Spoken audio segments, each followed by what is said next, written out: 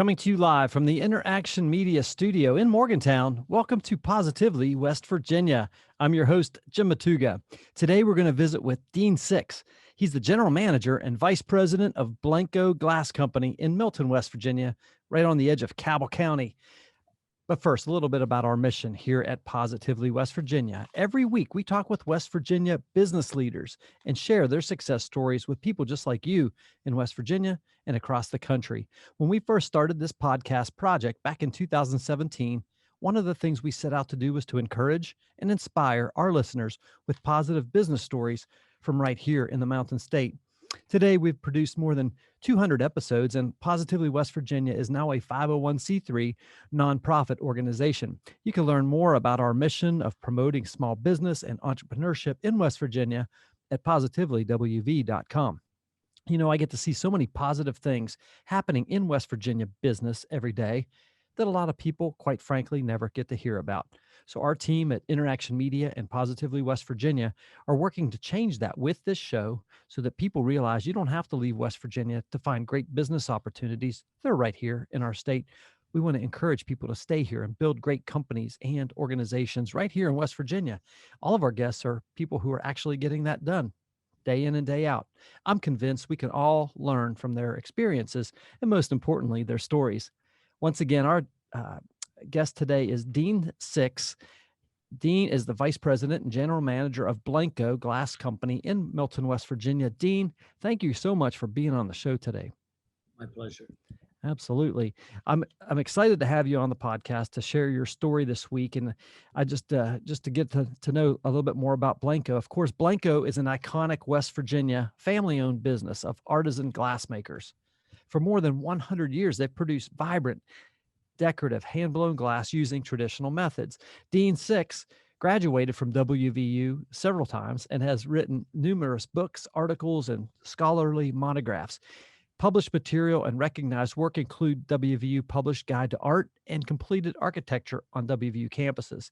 Dean is an avid, longtime glass collector, lecturer, and consultant. He also owns and manages America's oldest 5 and dime store, and hopefully we could touch on that, as well as serving as VP and general manager over Blenko Glass Company. We invited Dean on the show today to talk about Blenko, to share his story, and to give our audience some valuable insight into the company he leads in West Virginia. Dean, take a minute, fill in some gaps from that very brief intro that I gave, and give us a little behind the curtain look into Blenko. Gladly. We're in our 128th year Wow. of producing glass. This is our 100th year in Milton. Awesome. Mr. Blenko, the first Mr. Blenko, we still have a couple of those around. The first Mr. Blenko came from London, where he began being a glass blower at the age of 9. Wanted to make glass using natural gas, not coal, and English glass houses were still dependent on coal.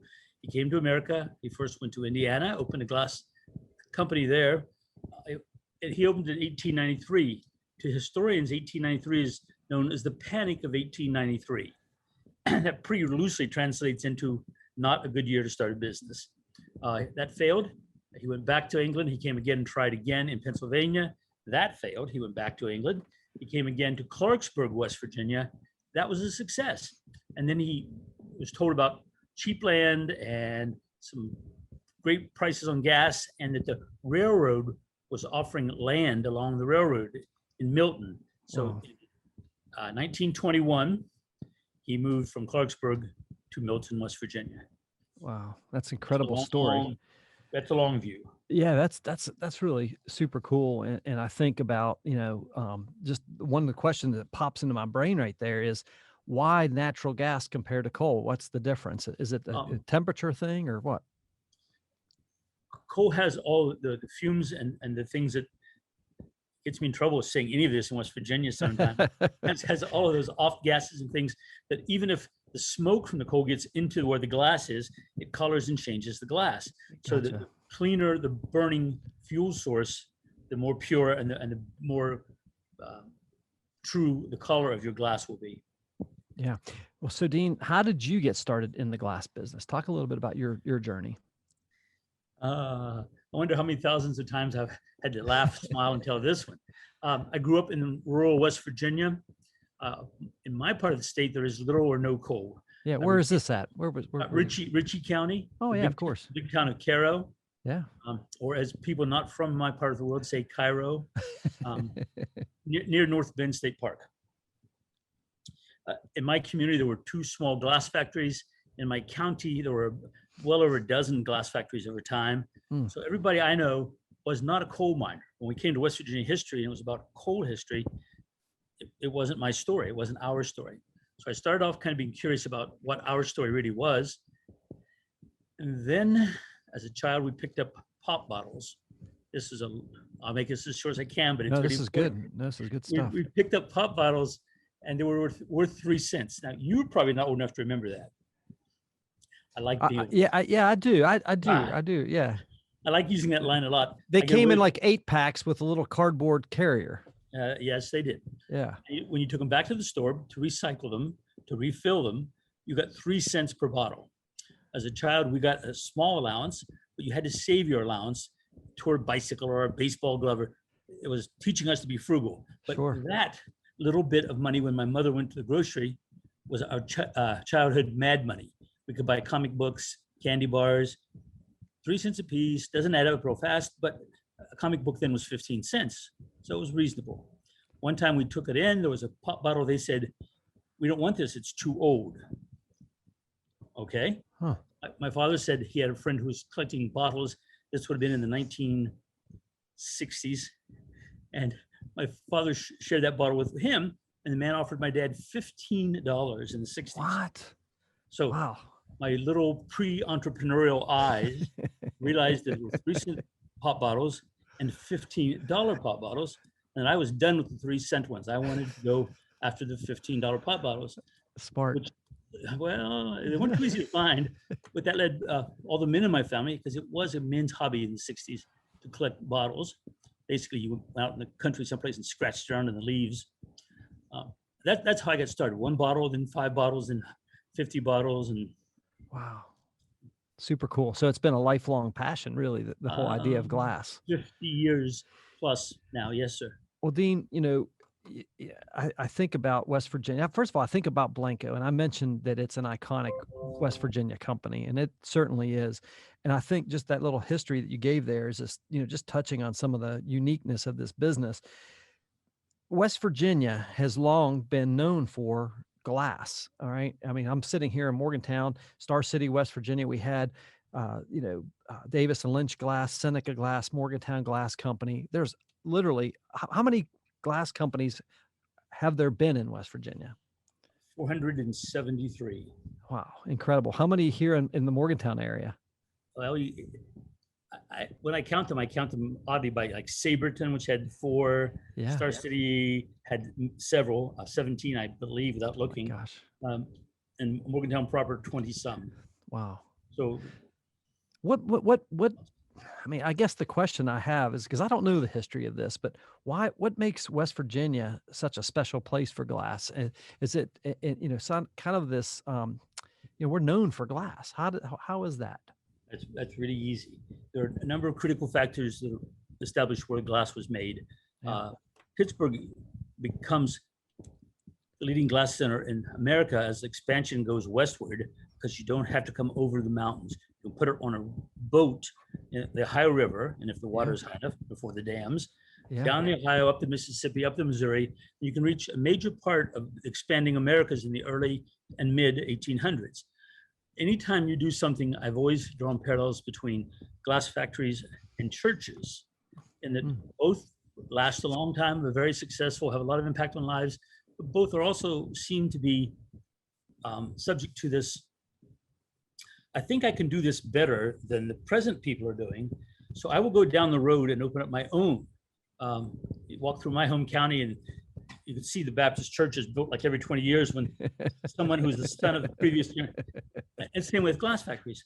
So we moved down the river from Pittsburgh first to Wellsburg, where the first glass factory in West Virginia was in 1815. And then it just kind of expands out. The reason, though, transportation, originally the river, the Ohio River. Yeah. Much smoother ride than a wagon being pulled across terrible roads.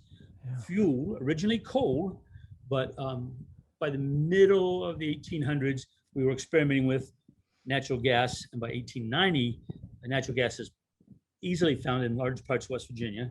Hmm. Natural resources, which includes sand, and we have big sand mines. There were some in Monongalia County that came down Deckers Creek. There's still several over on Berkeley Springs. They're major silica mining spots, and that's the kind of sand used for glass. And the final component is probably the most important. That's know-how. Yeah. If you and I were to go out and open a glass company right now, Jim, I think we'd probably fail. Because although I may know a lot about glass or marketing, I'm not the guy who can go out there and take the sand and batch it, which is to mix it, and make glass. That's something that's almost a guarded secret. Yeah, it's more than even an art and science combined. There's a secret to it. For a very long time, glass was considered to be alchemy, that it was something magical about it. Yeah. If you can make a solid glowing object out of sand, you must be doing something mystical. Right, absolutely, yes. Well, yes. It's super cool, and I'm a big fan. You know, I my wife and I own several pieces of Blenko glass, the coveted, iconic, if you will, water bottles. We love those. Yeah, exactly, right there, perfect. I've got the cobalt blue, I believe you call it, and then the green. We got a couple of bowls and so forth. Yeah. This is not rehearsed. I just happen to have bunches of them around. That's great. I can only imagine. That's super cool. So I'm a big fan. Talk a little bit about Blenko. I always ask people, tell us your 30-second pitch, if you could, for Blenko. In other words, what is it you tell people that you do? We make the most colorful glass in America for certain, and one of the most colorful glasses in the world. We make the glass from scratch ourselves, blow it by hand, no mechanization, and create these vibrant, colorful works of, I'm going to go with art. I try to avoid that word, but art. Yeah, definitely. I mean, and they're functional too. I mean, the bud vases and everything. I mean, you could definitely use these products. They're just gorgeous, and they look amazing sitting on a shelf or on a table. They're just conversation pieces, right? So, what would you say is the thing, Dean, that you're most excited about for Blenko Glass Company right now? Expansion. Glass Company and Blenko went through several decades of reasonably rough times as we moved to other materials. Many of the things that were once made in glass became made in plastic and other materials, whatever it may be. That took out a lot of the practical glass. We chose to and still continue to use most of our expendable income for gadgets. If you have extra money, you probably want to buy the new iPhone or a bigger television, one that wraps around two walls instead of just covering one wall, maybe.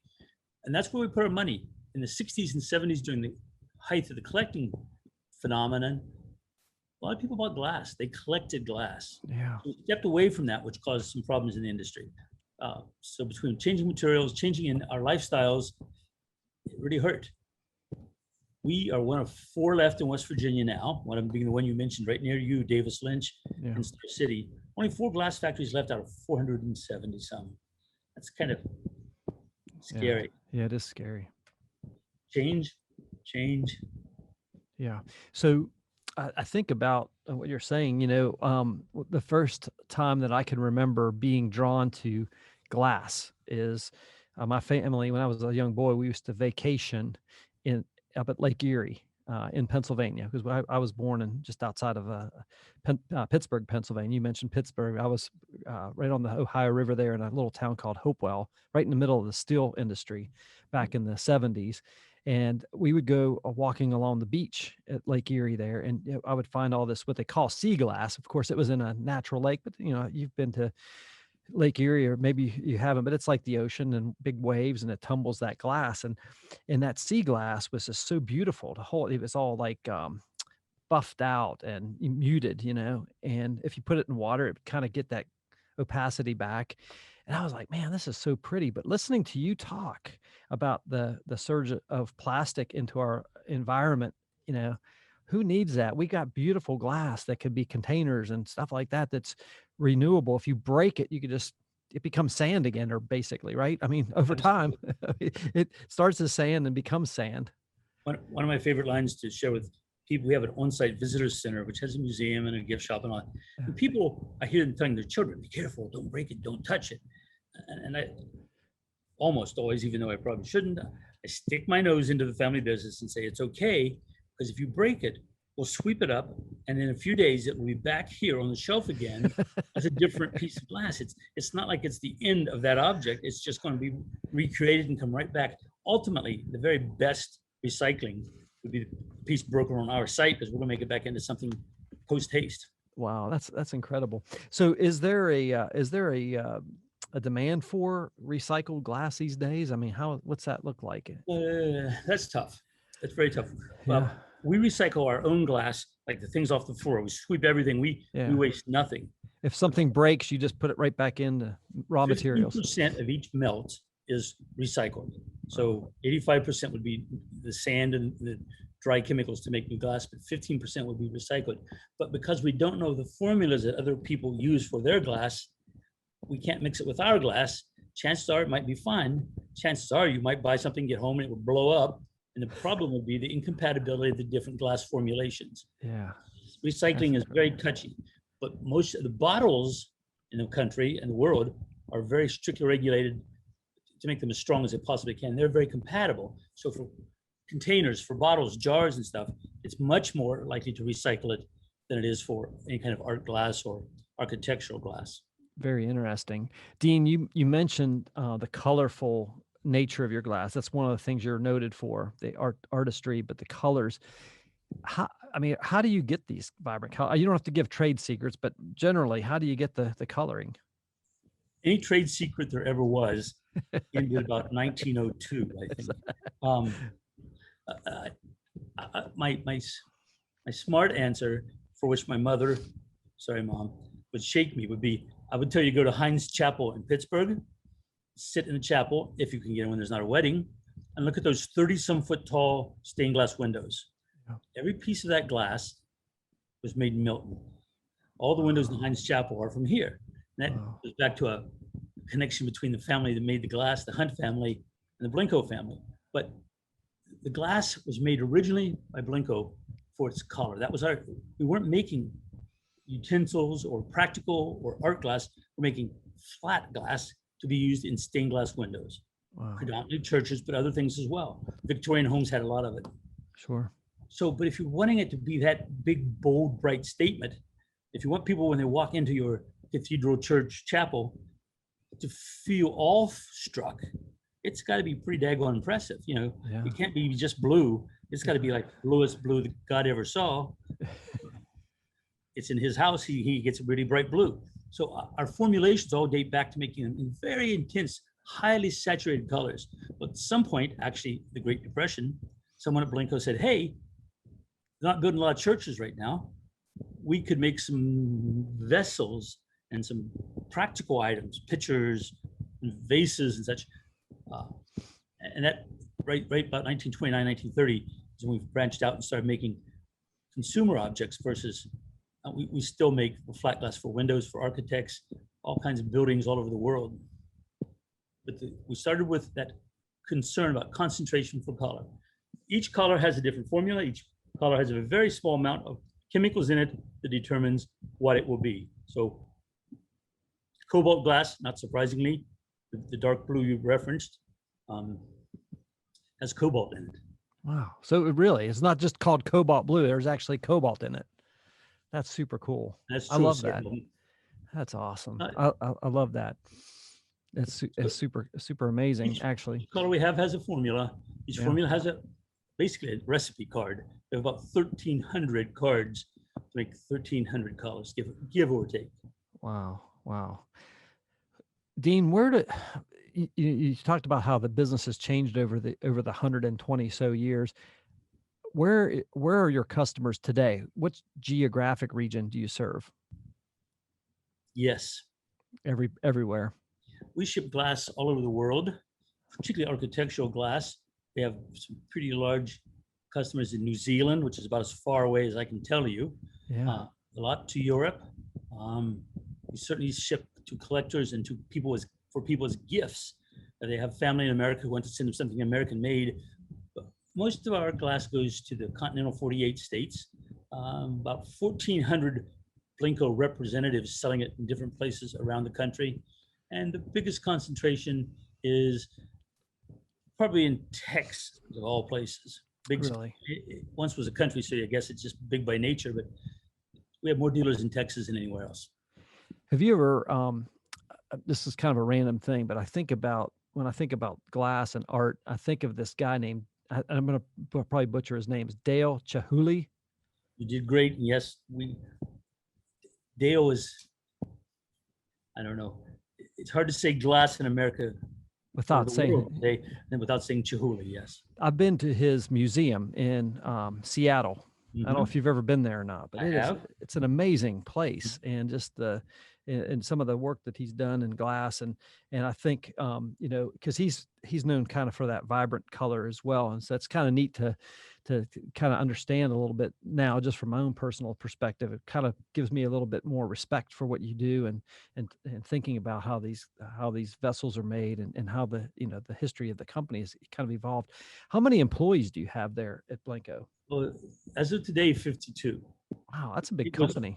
We once had 200 and some. So okay, our peak heydays were probably the late 50s through the mid 70s as far as number of employees.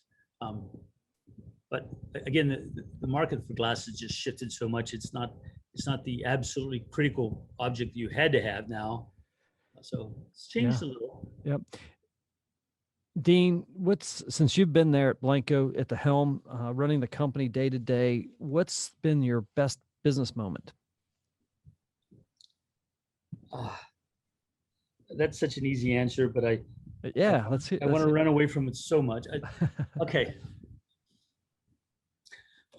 Two things I would like to talk about just briefly. One is the internet.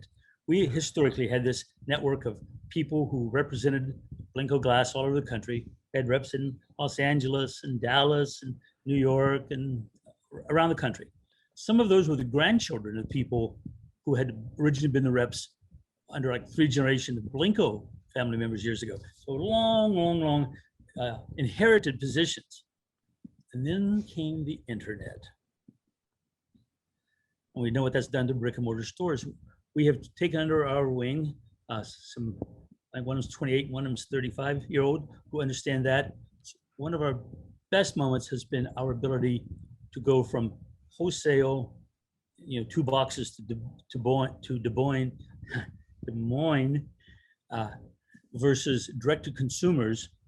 You put out a post one day with a small clip of film of us making a piece, and by the next morning we've sold hundreds all over the country. Wow. That's one incredible step. That's the biggest business step. Yeah. Now the other part of the story, we realize that our demographic are certain economic, certain age, certain all that.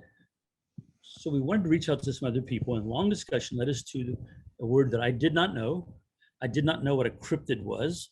Is that a word you know? Yeah. Encrypted. Yeah. No, not encrypted. Acryptid. Like, acryptid. No, I have no idea what that is. I feel better because I thought Bigfoot is a cryptid. The Mothman is a cryptid. Yes. I would bravely say maybe fictional monsters. Yes. People who love and follow these things probably would never accept the word fictional. So we said, hey, there's a big bunch of folks who love these things. Evidence from the fact that one of the biggest folk festivals in West Virginia is probably the Mothman now. Yeah. Not the Black Walnut anymore. Sorry, folks.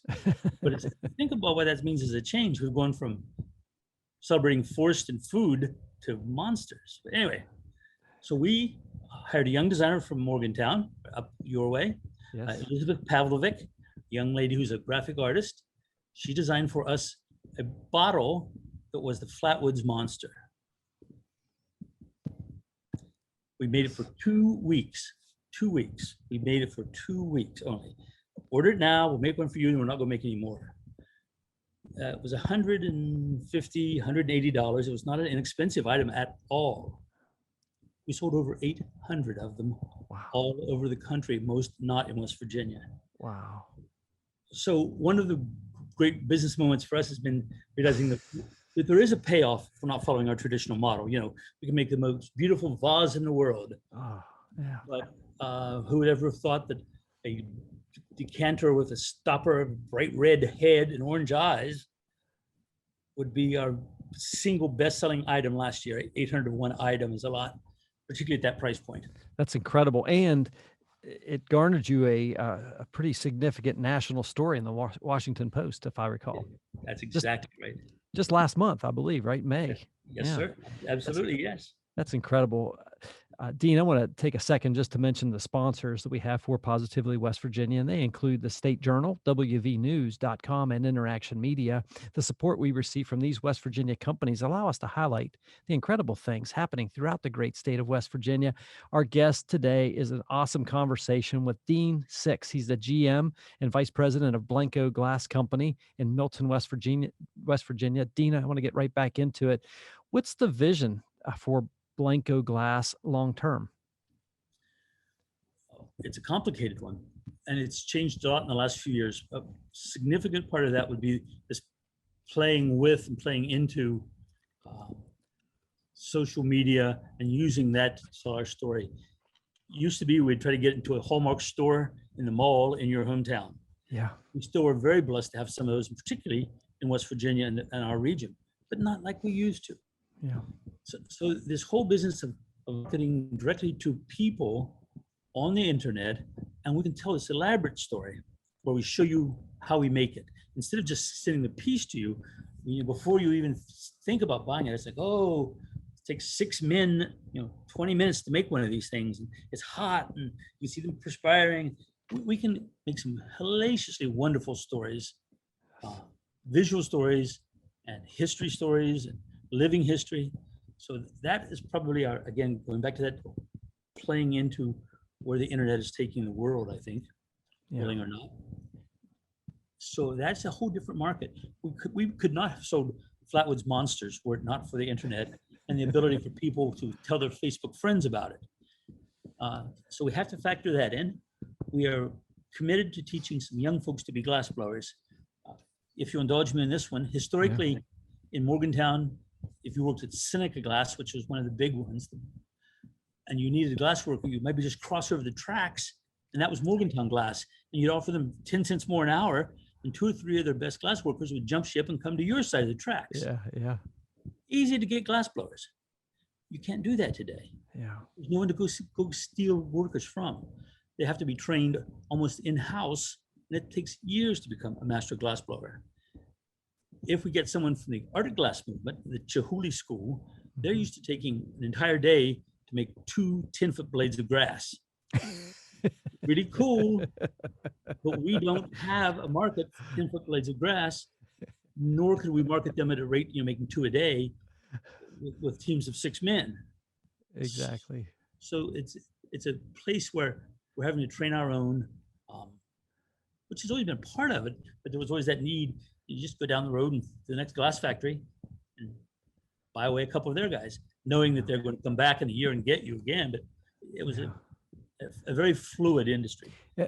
So how do you find these workers? I mean, you mentioned training them in-house, but is there like an apprenticeship program? Are they teaching this kind of stuff at trade schools or? Constant conversation. The state of West Virginia has been really good to us, wanting to talk to us about trade schools. Yeah. But unfortunately, to establish a trade school program in glass, once they graduate, if it's not Davis and Lynch, which is like us, 30 or 40 employees, where are you going to go to get work?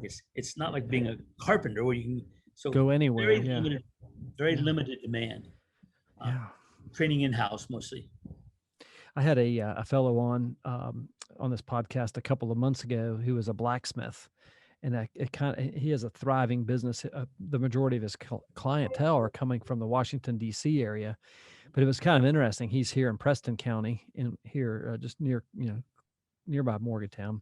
Mhm. And I thought it was fascinating that, it took him, almost a decade to really hone his craft and really be able to put his wares out there. So it sounds like it's kind of a same deal to be a hand glass blower. You've got to know your stuff, and you got to be committed to it. And you're not going to have a career change 15 years later or something, right? You're basically committed to this lifestyle. And I think it's super cool. And I honor those workers, those artisans who are doing this craft and keeping this alive in West Virginia. I really do. I think it's awesome. And I pulled up a picture as you were talking there of the Flatwoods monster, and it is a beautiful piece. And I want to give kudos to Liz. How do you pronounce her last name? Pavlovic. Liz Pavlovic. And it's a beautiful design, and you guys executed it flawlessly. It looks amazing. And to think there are 870 of those monsters, literally, sitting all over the country in someone's den. I mean, you guys have got to have a whole game plan for cryptids, I would imagine now, right? I mean, next is Bigfoot. All right, that's awesome. The ultimate, followed by the Mothman. Yes. And then we get into arguments after that. What comes next? Point Pleasant, right? Yes, well, Pleasant. there's lots of talk of aliens these days in the federal government. So maybe maybe that'll be the next thing. So that's super cool, man. And I really love the passion and not this. I don't want to sound trite and say that you guys have kind of reinvented yourselves with the internet and some of these new things, but it's being adaptable. I see that you're doing something. You're like, we could continue to do this. I mean, and it seems like that's been part of the culture. Hey, Yes. They're not building a lot of churches and cathedrals right now. Let's do some vases and vases and plates and Absolutely. bud vases and whatnot. It- Is it vase or vase? I always call it a vase. So. Let me. You're a West Virginia guy, and that's the way we do it. I learned this from a lovely lady who was with the Philadelphia Museum of Art years ago. She was, she was one of those classy women, gray hair, never a hair out of place. She went to finishing school, so she sat with her feet crossed at the ankles. She was a high-class dame. And so she took me aside one day and said, "Dean, we must talk about this." And I'm thinking, what have I done now? Poor little West Virginia boy up here running around the big city. And she says to me, "You need to understand that a vase is something you buy at the dime store. And you put flowers in it, cut out of your garden. A vase is something that's beautiful, costs a lot of money, and you put a very lovely flower arrangement in it, probably from the florist. And a vase is so nice and so expensive, you would never put flowers in it, but it looks like the other two. It's just not meant to hold anything. It's too rare to be used." That's awesome. She had vase, and vase. That's great. God bless her. That was I love it. my coming to the front with knowing which to use, and I kind of apply it. That's super cool. I would like to ask you a question with regard to entrepreneurship, because well, first of all, I want to talk a little bit about the oldest 5 and dime store. Tell us about that. When I was still at WVU as a student, a hometown friend of mine and I bought an old country store in a town called Petroleum, West Virginia. We were playing off of a emerging big park that we were building in Wood County, and we were going to be at the back door of the park, and people would come and buy, all their T-shirts and Coke from us. And anyway, that got run over by a train. That's a story into itself. Wow. I took my half of the money from that and bought the dime store in our hometown, Harrisville, West Virginia. Yeah. It's Cairo a while ago, but yeah, they're 8 miles apart. Ritchie County still. Yep. The family that owned it had ran through 2 generations. The 3rd generation had left the state, and the son wasn't going to leave his good job in, I think, Mississippi or Alabama to come back to West Virginia and run a dime store. It just wasn't the right thing. My brother and I bought it because it was so important in our little town. At the time we bought it 34 years ago, I guess. Every little woman in town went there once a month with a little list of all of the cards she needed, birthdays, anniversaries, and she would stand there at the card case, and cards were 15 cents. But had it not been there, where would she go? some of these little ladies had never learned to drive. Their husband had driven them. The husbands had, anyway, so it's just a really important part of a small town. So we bought in 1983 Burdine's Five and Dime. First thing we did was unmodernize it because Mr. Burdine had tried to compete with the dollar stores, which were just coming into small towns then. Yeah. And so he was seeing them as his competition. And so he tried to modernize, fluorescent lights and all that.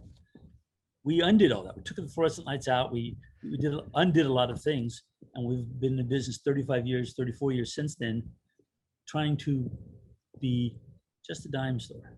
Yeah. It's the only place I've ever been where folks will come in and spend 20 or 30 minutes shopping, spend $4 or $5 maybe. And when they get ready to leave, they will say, "And thank you very much for letting us shop." I don't know about you, but the last time I felt any compulsion to thank someone for letting me shop in a big box store was a long time ago. Yeah, so it's an entirely different kind of experience. It's a real small hometown experience. That's super cool. Yeah. Well, do you have a website for it or anything like that? We could give you a little plug. The little plugs are wonderful. I think our website is down at present. We were redoing it. I'm of that generation that's not technologically savvy, so it means I need a lot of help. That's okay. But, tell us the name of it again. We'll make sure we get that in the show notes. Berdines, 5, the number 5. Yeah. Ampersand, the and sign, dime. And that's what originally was called, Berdines Five and Dime. Awesome. That's super cool. We'll make sure that gets in the show notes as well. And our producer, Hampton Hill, notified me that he has a picture ready to go up of the Flatwoods Monster. So he's going to put that up on the screen right now. Great. And make sure that we have an opportunity to showcase that beautiful piece. And then we'll also make sure we have links to the website and folks can check that out as well. Dean, I guess, you've been an entrepreneur, you've been around for a while, you understand the glass business. What would be a piece of advice you would give to young business people who are thinking about opening a business, somebody who's got an entrepreneurial mind here in West Virginia? What's one piece of advice you would give to them? I've opened 27 businesses in my lifetime. Wow. Wow. So I have a long track record, but the fact that I don't own 27 businesses now tells you that I don't have a great track record, just long. Things like having your store ran over by a Baltimore and Ohio train didn't help. I marked one of them off the list quickly. I have a good answer to that, and I didn't know it before you asked me. I think my answer is follow your passion. Because if you do something, I love glass. It's been a big part of my life. I was with the co-founder of a glass museum in Weston, West Virginia, which is very popular today. Yeah. Seeing lots of people from all over the world.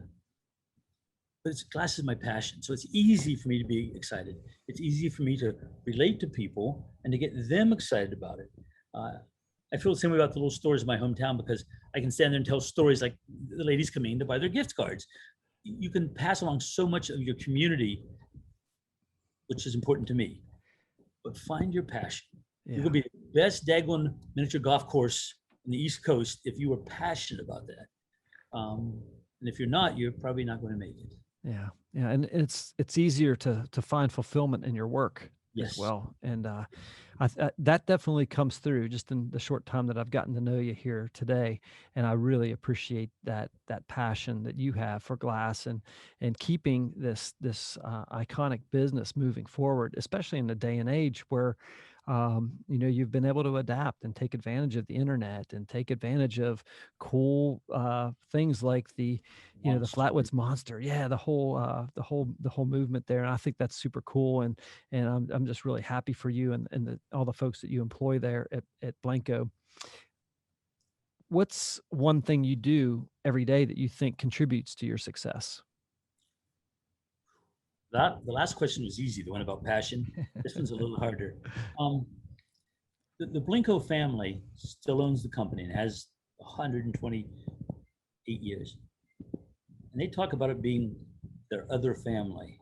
I know that it really sounds cliche, but I'm constantly reminded that we have to take care of our employees. Our greatest asset are our employees. Now, that's not an attitude everybody has.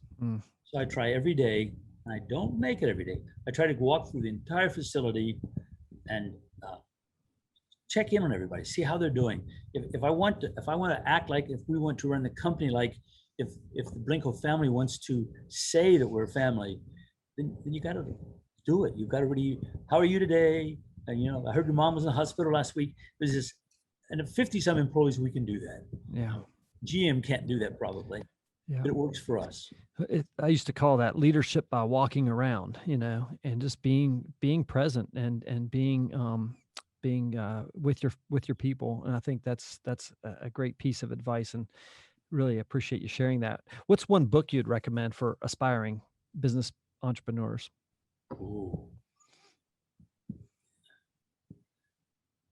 See, I thought about this one in advance because I was forewarned that I should have a good, ready answer. There are a lot of good ones.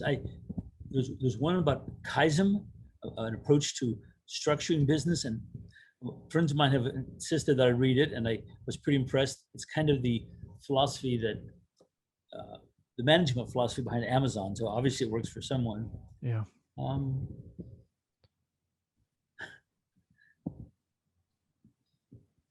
I didn't have a good answer before we come on. I still don't. Okay. Not a problem. Not a problem at all. Dean, we've covered a lot in this interview in just a short time, and I've really enjoyed our conversation. Is there anything else you think our listeners should know about the Blenko story or your story personally? I think the Blenko story is a really easy one, that it's a family who for several generations was really invested in their workplace and their employees. Today, the owners, the family still owns it. They're distant, but they have inherited from their fathers, grandfathers, and great-grandfathers the belief that it's a unit, that it's to be taken care of. Our charge to me in running the company is, number one, take care of our employees. It's not make profit. Number one, and then the profit takes care of itself somewhat if we can get that first one under control. We got happy employees, we have loyal employees, we have hardworking employees, and it sounds kind of cliche again. I think that's a terribly important part of who we are. Yeah, that's absolutely cool that you have that kind of a faith and Yes. Philosophy. I want to also recommend this because I asked you about the books, and I'm going to suggest Mid-Century Modern Glass in America by Dean Six. I heard it's just a page turner. It's pretty rare, Jim, that I'm at a loss for words. I refuse to praise my own work. Well, it's just cool. I mean, you've written several books on glass, and we're going to put links to them on our resources page of Positively West Virginia, and folks can buy that right on Amazon. So I want to give you a shout out because I love your passion and I love your expertise and knowledge. I'd heard about you before, and it's just been really super cool just getting to know you a little bit here. In closing, Dean, how can our listeners learn more about Blenko and perhaps even get in contact with you? Oh, I love that one. Because we're 100 years in Milton right now, the State Museum in Charleston is putting up an exhibit as I speak to commemorate our 100 years in West Virginia. So if you happen to be in Charleston or near the State Museum this summer, you can buzz by and see an exhibit about Blenko's 100 years. That's colorful, bright, and easy. There are a number of books about the West Virginia glass industry.